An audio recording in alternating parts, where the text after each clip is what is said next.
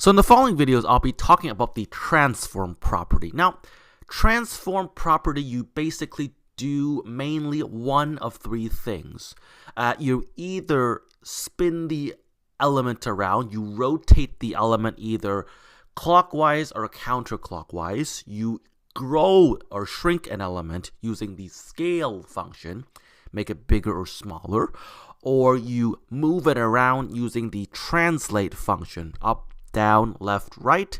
Another way of, say, writing the rotate function is, say, either rotate x or rotate y, which this basically means you are spinning along the x-axis or you're spinning along the y-axis. And a similar idea with scale x, scale y, translate x, translate y.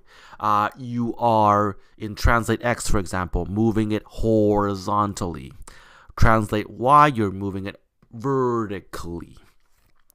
And you find the transform property most useful when you're drawing stuff with CSS. You're writing a character or you're creating some kind of object. So I hope you find the next series of videos useful.